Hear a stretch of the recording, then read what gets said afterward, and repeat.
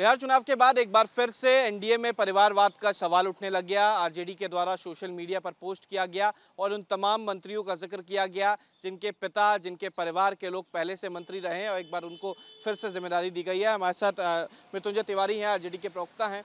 परिवारवाद का जिक्र आप लोग कर रहे हैं, कह रहे हैं दीपक प्रकाश की बात कर रहे हैं, सम्राट चौधरी की बात कर रहे हैं, इन तमाम नाम का जिक्र कर रहे हैं आप लोग। देखिए, जो परिवारवाद पर सवाल खड़े करते थे, अब वो खुद सवालों के घेरे में हैं। तो एक कहावत है कि सूप चलने पर क्या सवाल खड़े करेंगे। अब तो जवाब देना पड़ेगा ना आदरणीय प्रधानमंत्री जी को, आदरणीय मुख्यमंत्री जी को। हमारी पार्टी ने जो सवाल खड़े किए हैं, इसका जवाब तो एनडीए सरकार को देना पड़ेगा, सरकार में बैठे लोगों को देना पड़ेगा, क्योंकि चीख चीख कर जो लोग बोल रहे थे, आज वो खुद सवालों के घेरे में हैं। तो फिर जनता भी सब देख रही है, जनता के सामने भी एक्सपोज हो गए।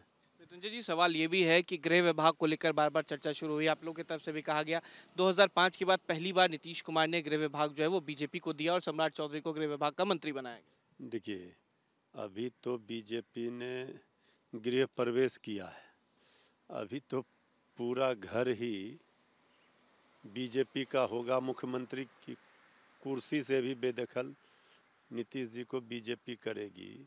अभी गृह विभाग छीना है, अब कुर्सी भी जाएगी और जेडीयू पार्टी को भी समाप्त करेगी। जो बात कही जा रही थी तेजस्वी जी के द्वारा, वो सब सामने है। 20 वर्षों के बाद पहली बार गृह विभाग आदरणीय मुख्यमंत्री जी ने छोड़ दिया, छोड़ना पड़ा।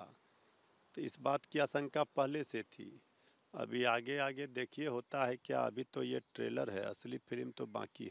एक आखिरी सवाल है मृत्युंजय जी, जिस तरीके से इस बार चुनाव हुआ, आपकी पार्टी जो है वो तीसरे नंबर की पार्टी बन गई, 25 सीटों पर आ गई, किस तरीके से देखते हैं? क्योंकि कहाँ पर कमी रह गई, क्या नेतृत्व में कमी रह गई या फिर और कोई जो परेशानी थी वो नजर आई? देखिए, क्या कमी रही, क्या कहाँ चूक हुई, कौन से कारण रहे, ये सब पार्टी का शीर्ष नेतृत्व समीक्षा करेगी और सब लोग समीक्षा करने के बाद ही इस पर कुछ बोलना, प्रतिक्रिया देना उचित है। लेकिन हम चाहे जितना भी संख्या जितनी भी हो सदन में, जनता की आवाज़, जनता के मुद्दे सदन में और सड़क पर भी उठाते रहेंगे, अपनी कमियों को दूर करेंगे। कुछ न कुछ कहीं न कहीं तो कमी रही। अब बहुत सारे सवाल भी उठ रहे हैं। जिस तरह से वोट चोरी का सवाल आज भी जीवंत है, आज भी तेजस्वी यादव जी ने जो मुद्दा सेट किया था उस पर जनता को क्यों नहीं भरोसा हुआ, ये सब सवाल तो समीक्षा के बाद सारे चीज़ों का जवाब होगा।